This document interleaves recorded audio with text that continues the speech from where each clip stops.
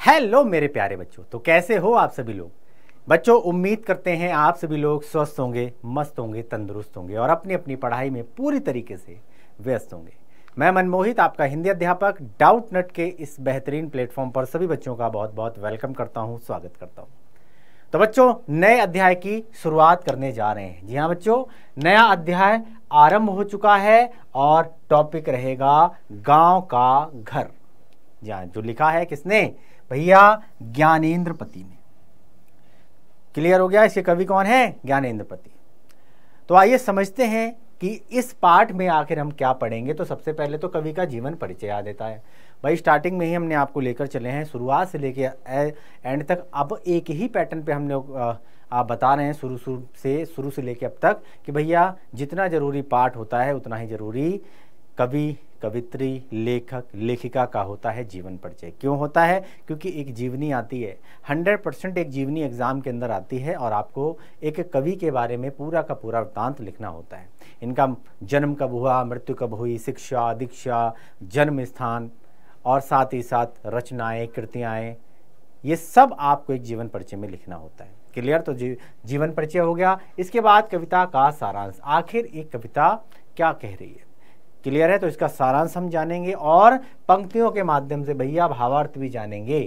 Clear है? कवि अपनी इन पंक्तियों में आखिर क्या भाव प्रकट कर रहा है, तो भावार्थ जानेंगे। लास्ट में करेंगे कुछ प्रश्न और उत्तर। क्लियर है? तो इस तरीके से हम इस पूरे अध्याय को समाप्त करेंगे। क्लियर? तो फटाफट से पेन उठाओ, एक कॉपी उठाओ, ताकि आपको नोट्स बनाने का मौका मिल जाए। हम जो भी आपको पढ़ा रहे हैं ऐसे पढ़ा करो जैसे कि मैं क्लास में बैठा हूं और एक टीचर मुझे पढ़ा रहा है। और क्लास में हम लोग क्या करते हैं, कॉपी पेन एकदम तैयार लेके बैठते हैं। बैठते नहीं बैठते हैं? क्लियर? तो चाहे ऑफलाइन हो, चाहे ऑनलाइन हो, चाहे कोई वीडियो देख रहे हो, चाहे आप कोई भी सब्जेक्ट के बारे में पढ़ रहे हो, एक ऐसी आदत बनाओ कि पेन और कॉपी के साथ बैठना है। इससे होता क्या है, इससे एक तो आपके नोट्स बन जाते हैं, साथ साथ आपके नोट बन जाते हैं। नोट्स आपके बड़े काम आते हैं एग्जाम के टाइम पे, क्योंकि एग्जाम के टाइम पे आप पूरी की पूरी बुक जो है ख़त्म नहीं कर सकते, पढ़ नहीं सकते, लेकिन हाँ नोट्स के सहारे आप पूरा का पूरा सिलेबस कंप्लीट कर सकते हो। क्लियर है? पूरी साल आपने पढ़ा और साथ में लास्ट टाइम पे आप नोट्स देखोगे तो एग्ज़ाम के अंदर जो है आप अच्छे नंबर ला सकते हो। ये एक टेक्निक है। क्लियर हो गया? चलो भाई, आप जो बच्चे कहते हैं कि हमें पढ़ाई में हमारा मन याद नहीं होता हमको, और होता है तो हम उसको भूल जाते हैं, तो भाई उनके लिए तो बहुत बढ़िया चीज़ है कि लिख कर याद करा करो, लिख कर पढ़ने की आदत डालो। तो इससे होगा क्या कि आपकी चीज़ें लॉन्ग टाइम मेमोरी में जाके सेव हो जाएंगी, जो और ये हमेशा के लिए याद रहती हैं। क्लियर हो गया? लिखने से लिखावट अच्छी होती है, लिखने से स्पीड बनती है, और स्पीड का आपके जीवन में बड़ा महत्वपूर्ण स्थान है ना। एक बच्चे के लिए एक टीचर जो पढ़ा रहा है वो तो पढ़ा ही रहा है, लेकिन एक छात्र के लिए सबसे ज़रूरी होता है स्पीड का होना।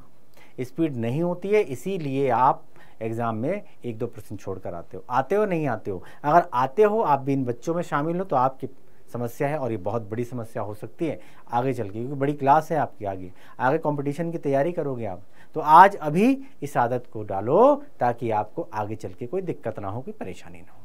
क्लियर हो गया? चलो भाई कर देते हैं शुरुआत। तो भाई गांव का घर टॉपिक रहेगा, गांव का घर, और कवि हैं ज्ञानेंद्रपति। क्लियर? तो भाई जीवन परिचय लेते हैं। तो 20वीं सदी के 8वें दशक में संभावनाशाली युवा कवि के रूप में उदित हुए कवि ज्ञानेंद्रपति का जन्म हुआ था जनवरी 1950 को। क्लियर है? 1950 को इनका जन्म हुआ था, जनवरी 1950। ये इनका जन्म का वर्ष याद रखना। क्लियर? कहाँ? पथरगामा, ये गोड्डा झारखंड में होता, ये इनका जन्म स्थान है। तो 2 क्वेश्चन निकल के आ गए ऑब्जेक्टिव में। कौन कौन से हो गया? जन्म स्थान इनका है पथरगामा, गोड्डा झारखंड में, और जन्म का वर्ष है जनवरी 1950। इनके पिता का नाम था देवेंद्र प्रसाद चौबे और माता का नाम था सरला देवी। तो माता का नाम भी आ गया और इसमें पिता का नाम भी आ गया। क्लियर है? माता का नाम भी आ गया, पिता का नाम भी आ गया। ज्ञानेंद्रपति की प्रारंभिक शिक्षा इनके गांव में ही हुई और उन्होंने बीए और एमए, ये अंग्रेजी की परीक्षाएं जो है वो पटना विश्वविद्यालय से उत्तीर्ण की। पटना यूनिवर्सिटी से इन्होंने बीए और एमए किया। उन्होंने बिहार विश्वविद्यालय मुजफ्फरपुर से हिंदी में एमए किया, और भाई इनका चयन बिहार लोक सेवा आयोग द्वारा, है ना, कारा अधीक्षक पद पर हुआ, जहां काम करते हुए उन्होंने कैदियों के लिए अनेक कल्याणकारी कार्यक्रम चलाए। क्लियर है? कारागार अधीक्षक के पद पर इनकी तैनाती हुई। जहाँ पर ये काम करते करते इन्होंने क्या किया, जो वहाँ के जो कैदी हैं, कैदियों के लिए भाई इन्होंने अनेक कल्याणकारी कार्यक्रम चलाए और बाद में वे नौकरी छोड़कर कविता लेखन करते हुए साहित्य साधना में जुट गए। इसके बाद नौकरी छूटी, नौकरी छोड़ने के बाद ये क्या है, साहित्य की साधना में लीन हो गए। क्लियर है, कविताएं लिखने लगे, लेख लिखने लगे, है ना।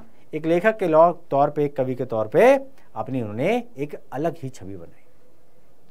ज्ञानेंद्रपति को उनके साहित्यिक योगदान के लिए पहल सम्मान यानी 2006 में मिला और कविता संग्रह संशयात्मा के लिए भाई साहित्य अकादमी पुरस्कार 2006 में मिला। इससे आपको ये पता चल जाएगा कि भाई कितने उच्च कोटि के कवि थे। क्लियर है, कितने विख्यात थे ये भाई। अन्य जो सम्मान है इनसे सम्मानित किए गए हैं। साथ ही साथ अगर बताई जाए कि रचनाएं कौन कौन सी हैं, तो ज्ञानेंद्रपति की प्रमुख रचनाएं इस प्रकार हैं, जैसे कि कविता संग्रह। बात कविता संग्रह की करें तो भैया आंख हाथ बनते हुए, ये 1970 में आई थी।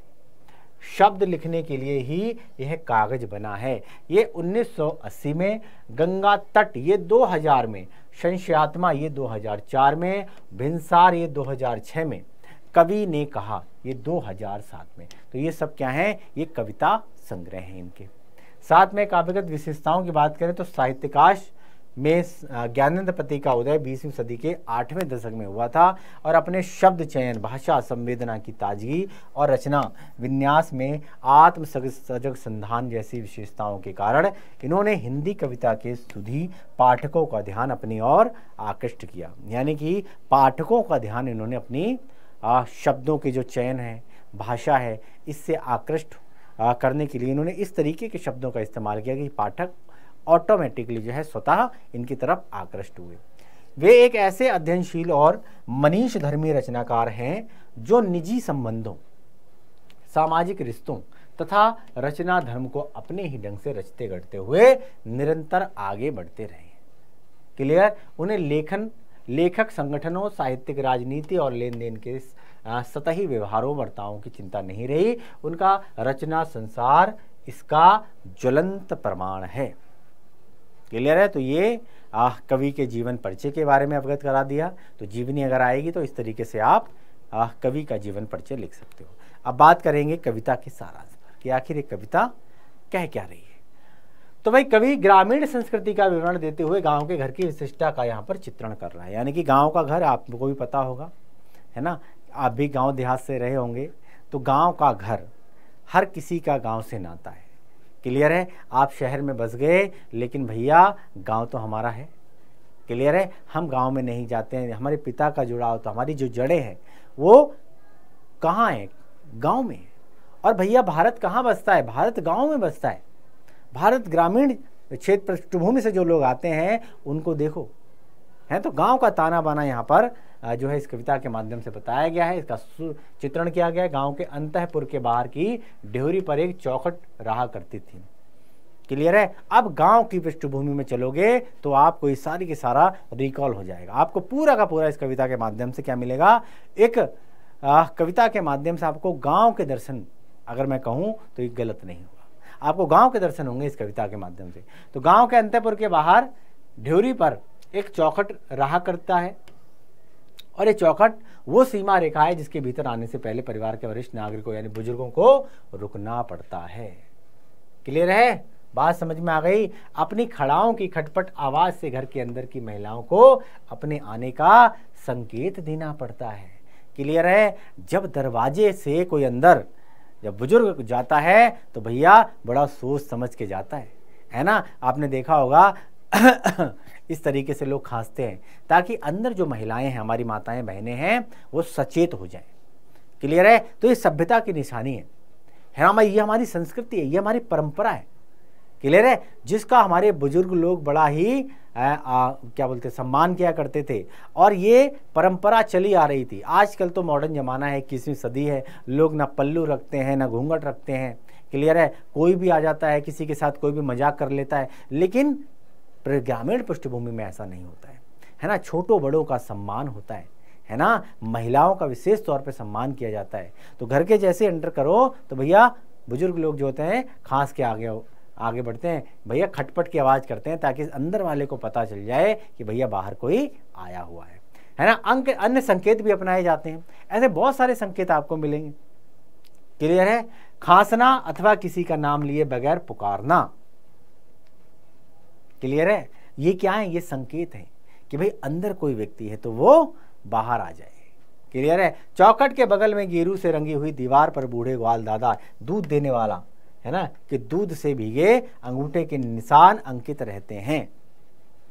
क्लियर हो गया भाई? जिसमें दूध का हिसाब उल्लिखित रहता है, पूरे महीने भर के महीने अंत में उनकी गिनती करके दूध के बिल राशि का भुगतान किया जाता है। आपने भी देखा होगा, वहाँ हिसाब किताब लगाया जाता है, दीवारों पर अंकित किया जाता है, लिख दिया जाता है पूरे महीने का हिसाब किताब। इस तरीके से आपने भी देखा होगा। और यह है ग्रामीण परिवेश के परिवारों की जीवन शैली का एक झलक।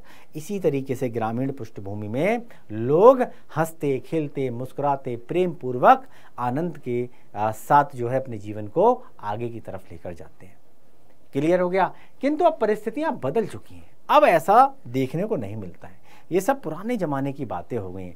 अब वो कच्ची मिट्टी की दीवारें नहीं रही हैं, अब पक्के मकान बनना चालू हो गए हैं। क्लियर है? बात समझ में आ गई? अब गैस ने ले लिया है। पहले क्या है?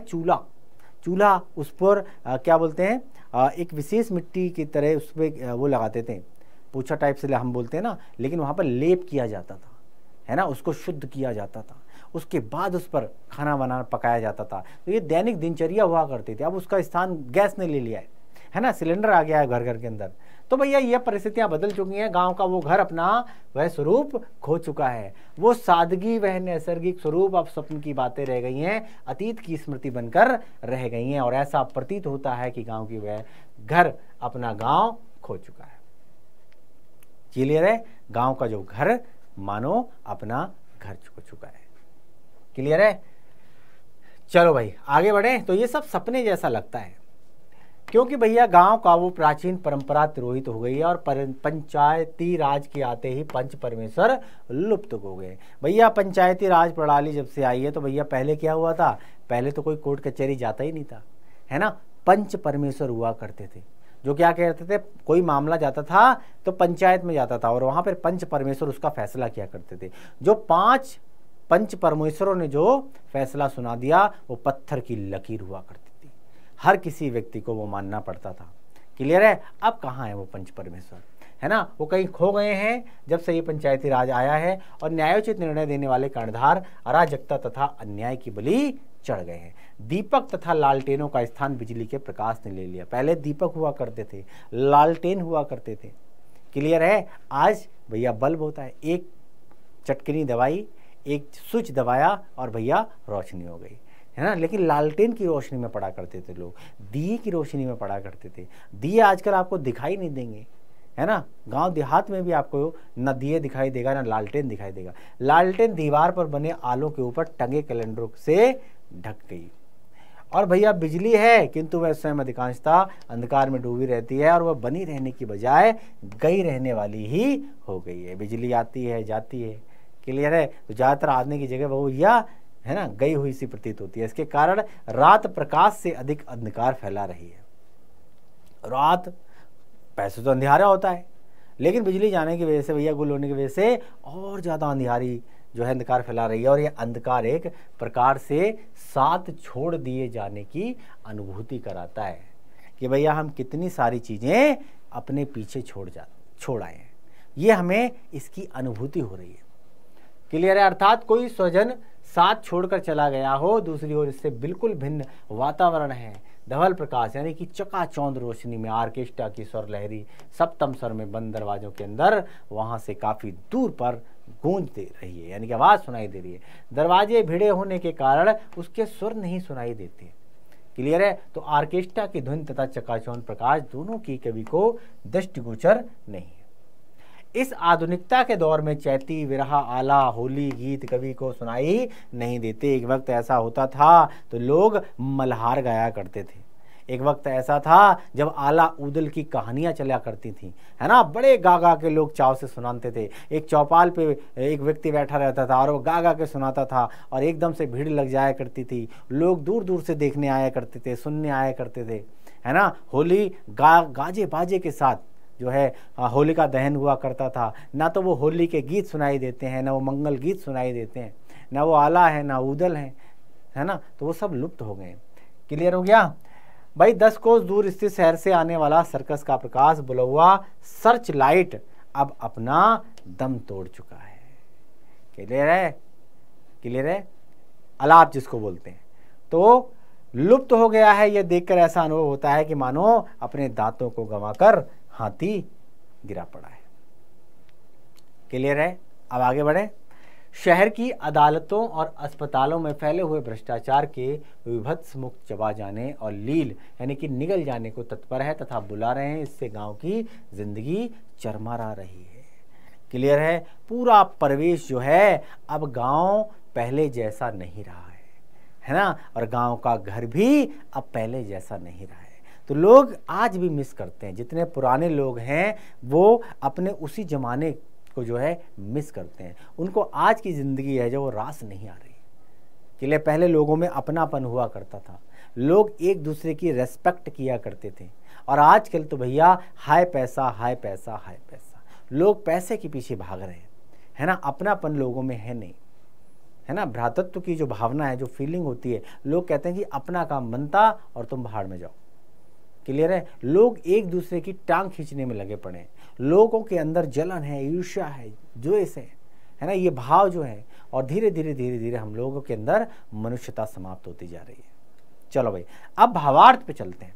कविता का भावार्थ क्या कह रहा है, तो पहले पंक्तियां पढ़ते हैं, फिर उसकी व्याख्या करेंगे। तो गांव के घर के अंतपुर की चौखट टिकुली साटने के लिए सहजन के पेड़ से छुड़ाई गई गोंद का गेह वह सीमा जिसके भीतर आने से पहले खांस कर आना पड़ता था बुजुर्गों को, और खड़ाऊं खटकानी पड़ती थी खबरदार कि, और प्राय तो उसके उधर ही रुकना पड़ता था और एक अदृश्य पर्दे के पार से पुकारना पड़ता था किसी को बगैर नाम लिए।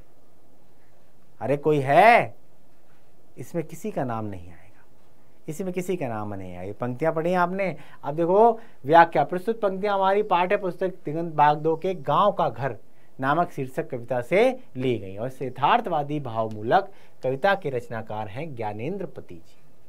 क्लियर है, कवि ने इस काव्यांश में गांव के घर का अति जो है सजीव और स्वाभाविक चित्रण यहाँ पर प्रस्तुत किया है कि भैया गांव के घर के आंतरिक भाग, अंतःपुर, आंतरिक भाग यानी कि अंदर वाले हिस्से में के बाहर की ड्योरी पर एक चौखट रहा करती थी, और इस चौखट पर जो भी व्यक्ति आया करता था तो क्या किया करता था, चौखट वो सीमा थी, है ना, डेडलाइन जिसको बोलते हैं।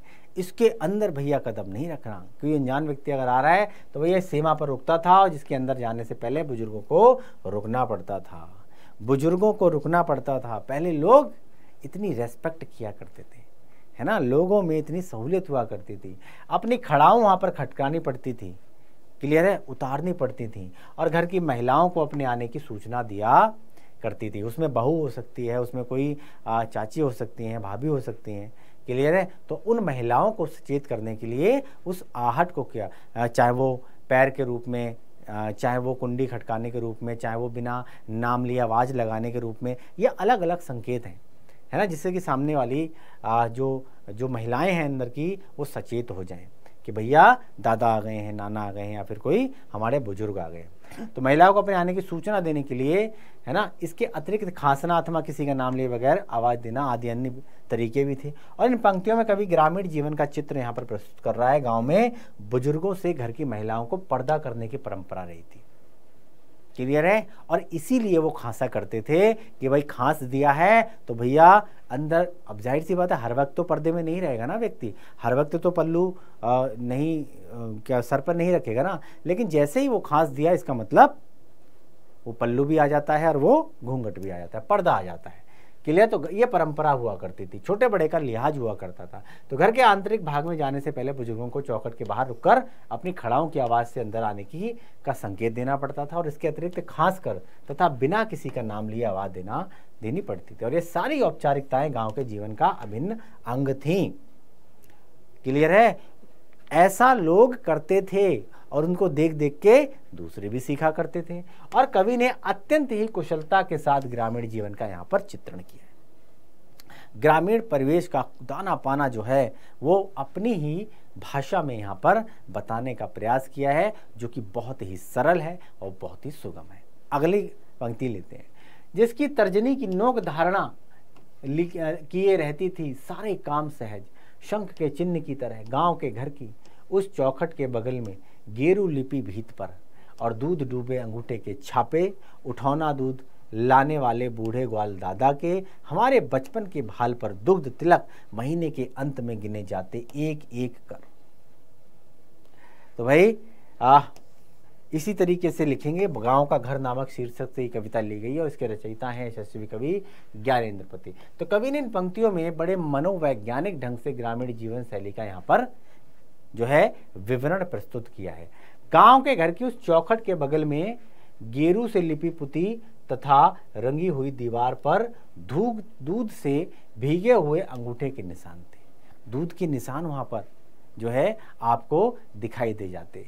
कभी जो एक बालक था उसके मस्तक पर भी दूध का तिलक लगा हुआ था।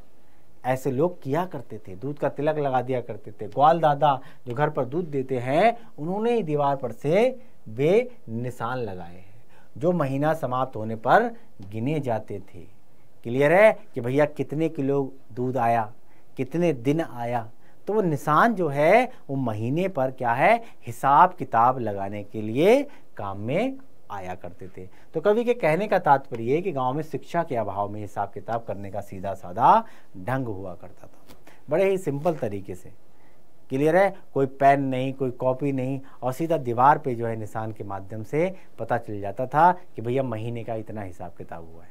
उसी के हिसाब से है ना, और जो है चुकाया जाता था, कर चुका दिया जाता था, दे दिया जाता है, पैसे दे दिए जाते थे। घर पर दूध देने वाले जो ग्वाल दादा अपने दूध का हिसाब गेरू से रंगी दीवार पर दूध से सने अंगूठे द्वारा दी हुई लकीरों से किया करते थे। लकीरें के निशान से पता लगाया जाता था कि महीने का कितना बिल हुआ, कितने दिन हम दूध देकर गए।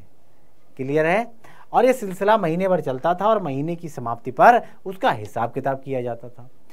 क्लियर है, महीने पे होता था हिसाब। उपरोक्त आवांश में गांव की सादगी की झांसी प्रस्तुत करती है। बड़े ही सिंपल तरीके से है ना, गांव के पृष्ठभूमि के बारे में यहाँ पर कवि महोदय ने बताया है। अगली पंक्ति है, गांव का वह घर अपना गांव खो चुका है। गांव का जो वो घर है अपना गांव खो चुका है, और पंचायती राज में जैसे खो गए पंच परमेश्वर, बिजली बत्ती आ गई कब की और बनी रहने से अधिक गई रहने वाली। बिजली तो आई है लेकिन ज़्यादातर गुली रहती है। अब के बिटौआ के दहेज में टीवी भी लालटेने हैं, अब भी दिन भर आलों में कैलेंडरों से लगी।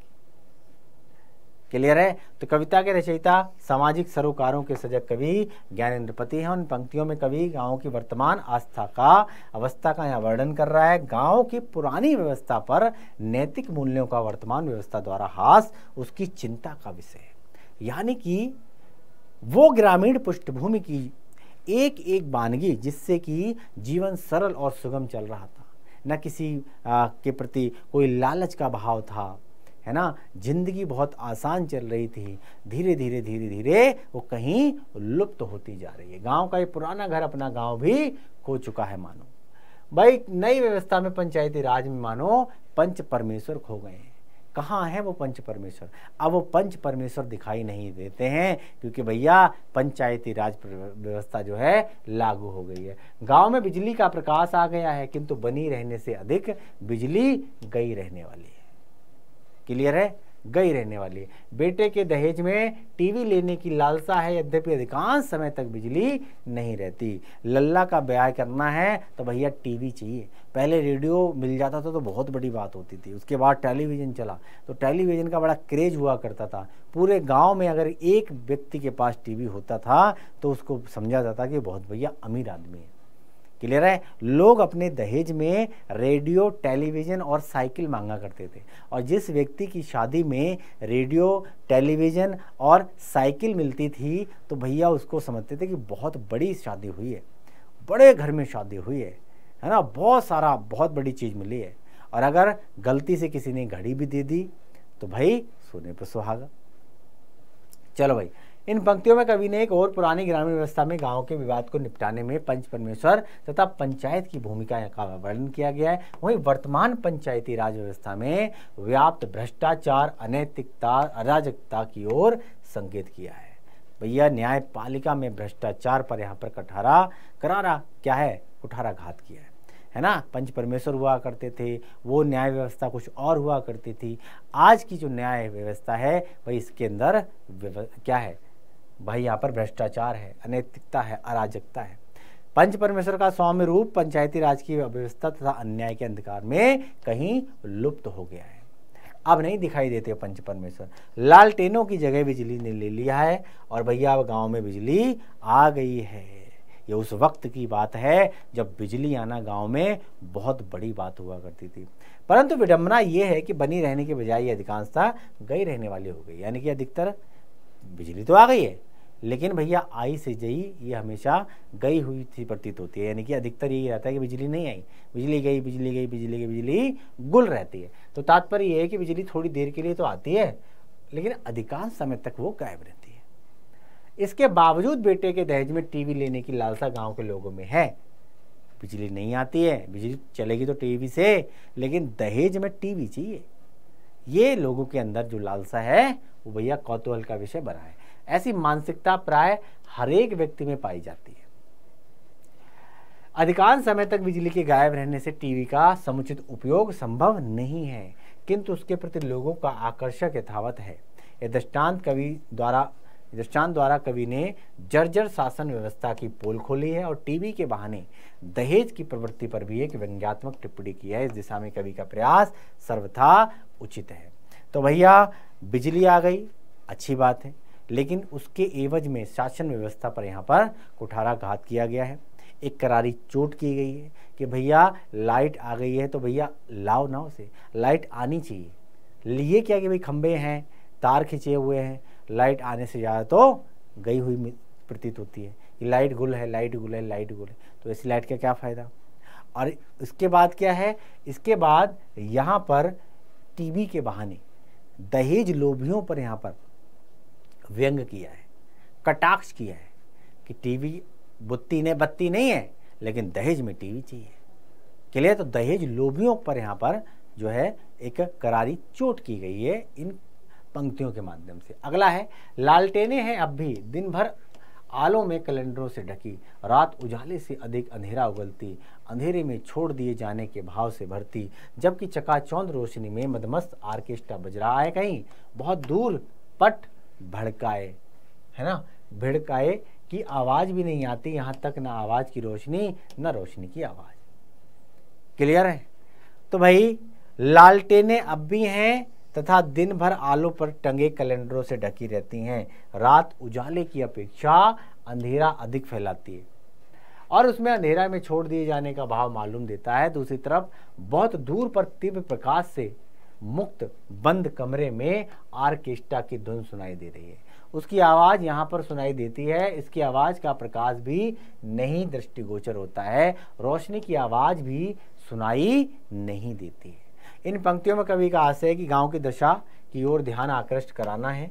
कवि का कथन है कि गांव के घरों में पूरे दिन भर लालटेने आलों पर टंगे कैलेंडरों की ओट में रखी रहती हैं। और इस पंक्ति का गुणार्थ है कि भैया दिन पर लालटेनों आलों में सजाकर रख दी जाती हैं तथा रात में बिजली की अनुपलब्धता अथवा अनिश्चितता के कारण उन्हें बाहर लाकर जला दिया जाता है। तो भैया बिजली किस काम की, जो बिजली आ गई है, बिजली किस काम की? क्योंकि भैया बिजली के नहीं रहने के कारण रात में प्रकाश से अधिक अंधेरा छा जाता है। उससे ऐसा प्रतीत होता है कि अंधेरे में छोड़ दिए जाने के लिए ही ये हो रहा है। और इसके विपरीत इस गांव में बहुत दूर शहर के किसी कोने में प्रकाश की चकाचौंध में बंद कमरे के अंदर आर्केस्ट्रा की धुन बज रही है कहीं, और वो स्थान गांव से दूर है ताकि आर्केस्ट्रा की धुन बंद कमरे में गूंज रही है और इसकी आवाज़ उस गांव तक नहीं आ रही है। यहाँ कवि की कल्पना मुखरित हो जाती है। उसे ना तो आवाज़ की रोशनी की अनुभूति होती है, ना ही रोशनी की आवाज़ की। और भाई प्रकारांतर में कवि के कहने का आशय है कि आर्केस्ट्रा की आवाज़ यानी धुन तथा वहाँ की चकाचौंध करने वाला प्रकाश दोनों ही अनुपलब्ध है। न तो आवाज़ वहाँ पर मिल रही है, ना ही रोशनी मिल रही है। इस प्रकार कवि ने गांव तथा शहर की तुलनात्मक विवेचना भी इस काव्यांश में की है तथा दोनों में व्याप्त विरोधाभास को युक्तपूर्ण ढंग से यहाँ पर रेखांकित किया। यानी कि शहरी वातावरण और ग्रामीण वातावरण, इन दोनों में जो असमानताएं हैं इसके बारे में यहाँ पर व्यंग किया है।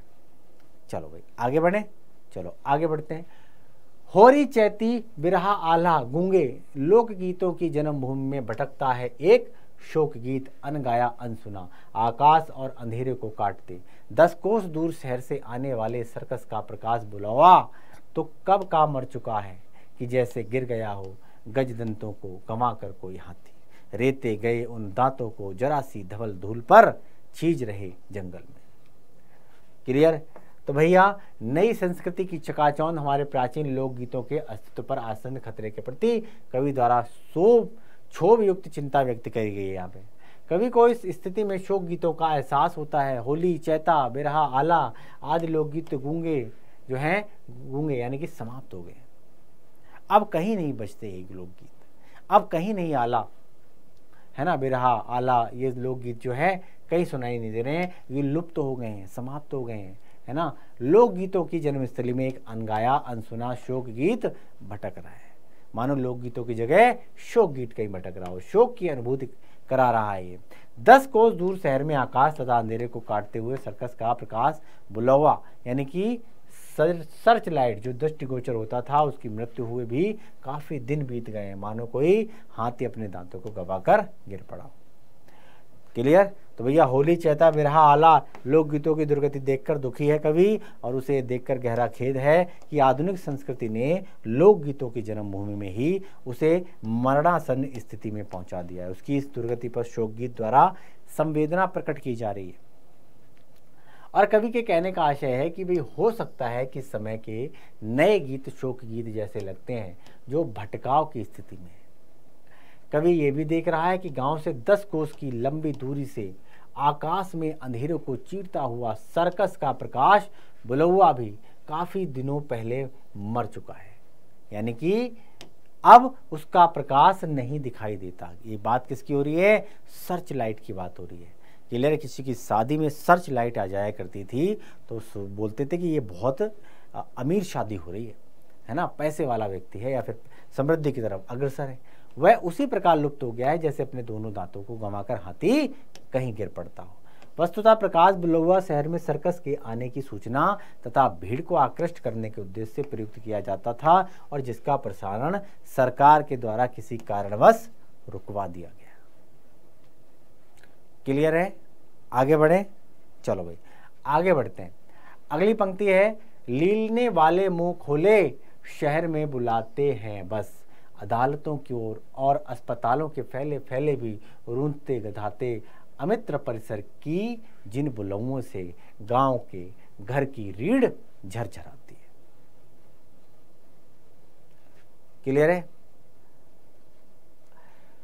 तो भाई शहर की विकृति और अमानवीय विकृति का यहाँ पर उल्लेख किया गया है। शहर की जो अदालतें हैं, है ना, न्यायालय जिसको बोलते हो आप, और अस्पतालों के निगल जाने वाले विस्तृत परिसर अपना भयानक मुंह खोलकर खड़े हुए।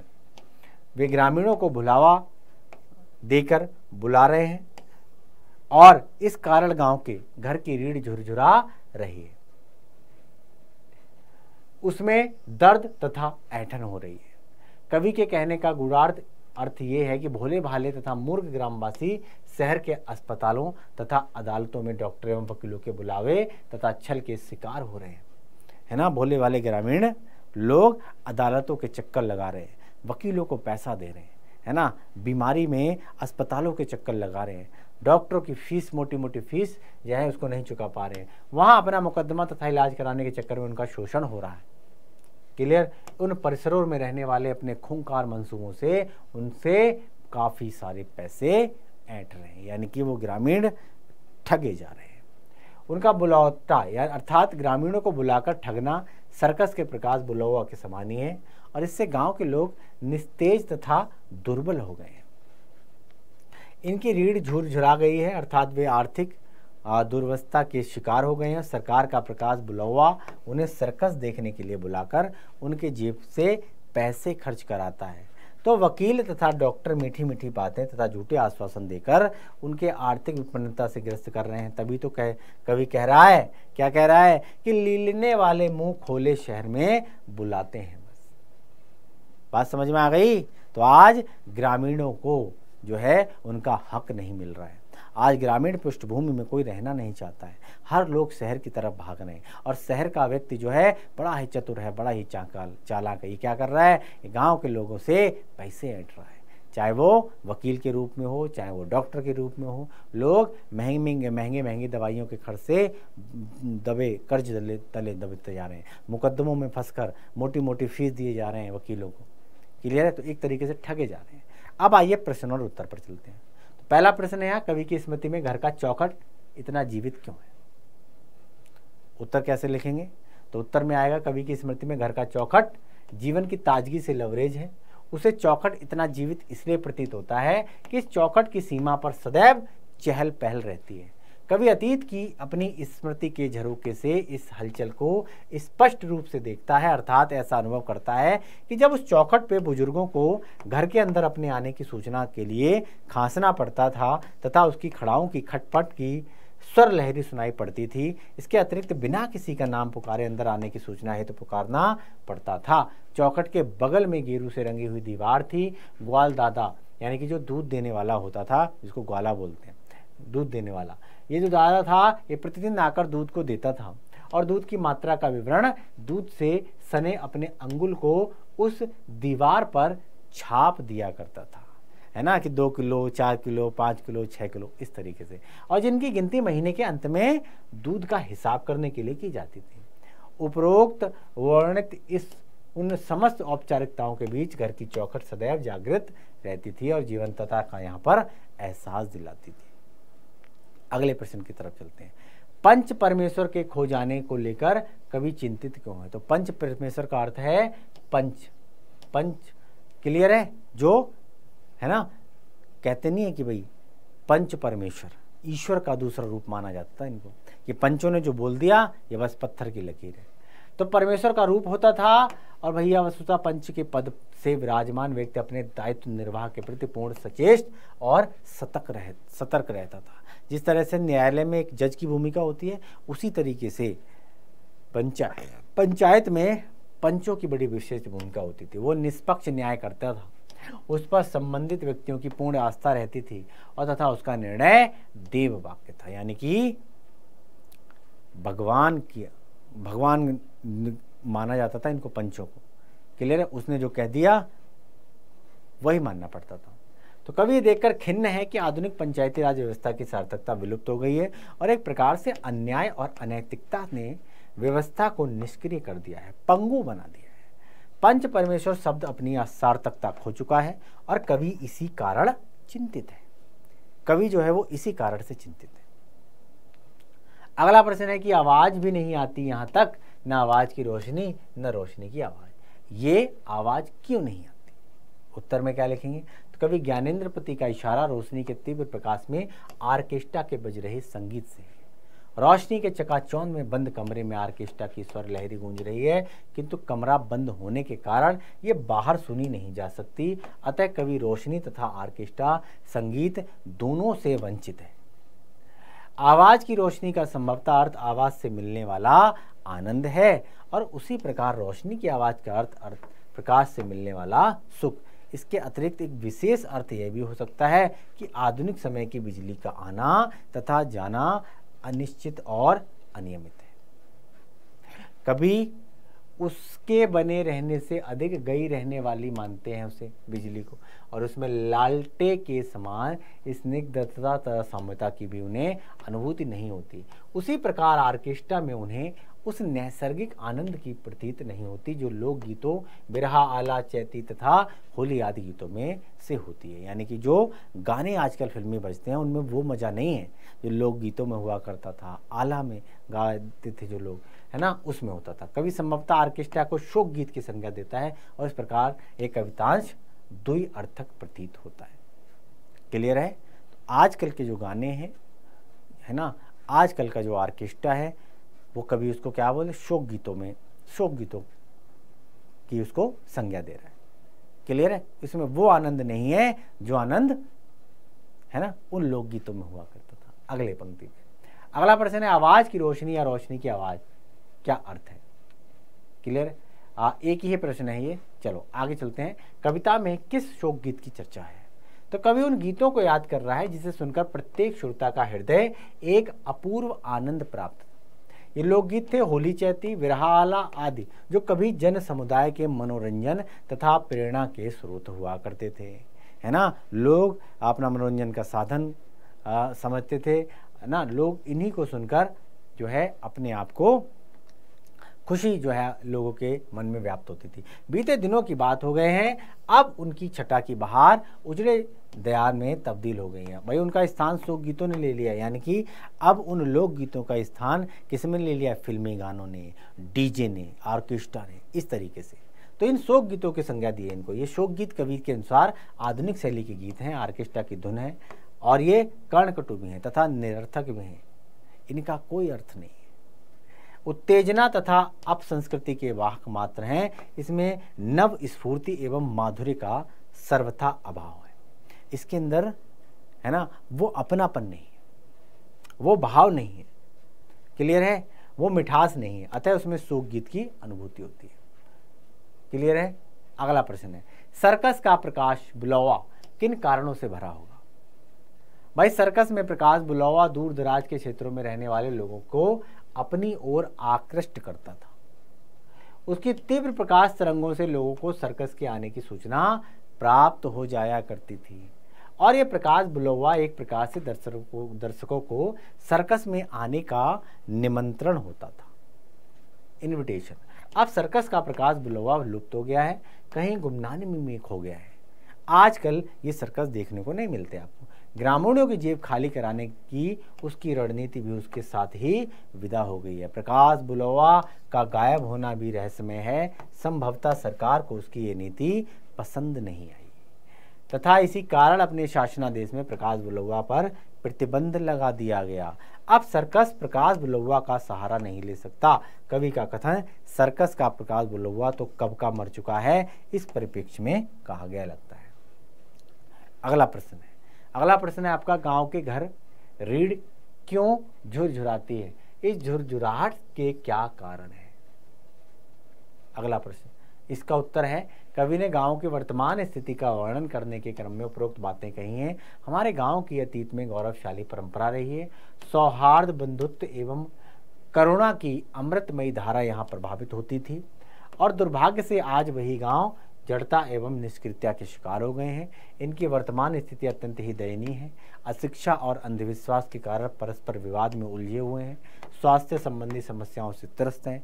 शहर के अस्पताल तथा अदालतें इसकी साक्षी हैं, और इसी संदर्भ में कवि विचलित होते हुए अपने विचार प्रकट कर रहा है कि लेने वाले मुंह खोले शहर में बुलाते हैं बस, अदालतों और अस्पतालों के फैले फैले भी रूनते गहाते अमित्र परिवार। यानी कि लोग अपना अधिकांश पैसा इन वकीलों को दे रहे हैं और इन अस्पतालों में इन डॉक्टरों पर खर्च कर रहे हैं। कवि का कहने का आशय है कि प्रतीत होता है कि शहर के अस्पतालों में गांव के लोग रोग मुक्त होने के लिए इलाज कराने आते हैं, और इसी प्रकार अदालतों में आपसी विवाद में उलझकर अपने मुकदमे के संबंध में आते हैं। और ऐसा लगता है कि निरीह ग्रामीणों को निगल जाने के लिए नगरों के अस्पतालों तथा अदालतों का शत्रुवत परिसर मुंह खोलकर खड़ा है। इसका परिणाम ग्रामीण जनता की त्रासदी है। गांव के लोगों की आर्थिक तथा सामाजिक स्थिति चरमरा गई है, अतः उनसे के घरों की दशा दयनीय हो गई है। कवि ने संभवतः इसी संबंध में कहा है कि जिन बुलौओं से गांव के घर की रीढ़ झुरझुराती है, अर्थात शहर के अस्पतालों तथा अदालतों द्वारा वहां आने का न्योता देने से उन गांवों की रीढ़ झुरझुराती है। कवि की अपने अनुभव के आधार पर ऐसी मान्यता है कि गाँव वालों का अदालतों तथा अस्पतालों का अपनी समस्या के समाधान में चक्कर लगाना ये बहुत ही अपने आप में दुखद है। इसके कारण गांव के घर की रीढ़ झुरझुरा रही है, गांव में रहने वालों की स्थिति जीर्ण शीर्ण हो गई है। अगला प्रश्न है, मर्म स्पष्ट करें, है ना, कि जैसे गिर गया हो गजदंतों को गवा कर कोई हाथी।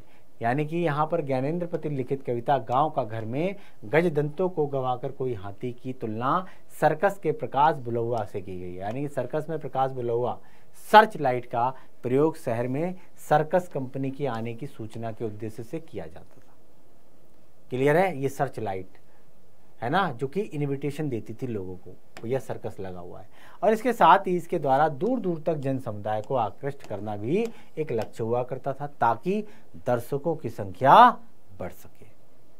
अब एक शासनादेश द्वारा प्रकाश बुलौआ पर रोक लगा दी गई और अनेक वर्षों से इसका प्रसारण अब बंद है, ये लुप्त हो गया है।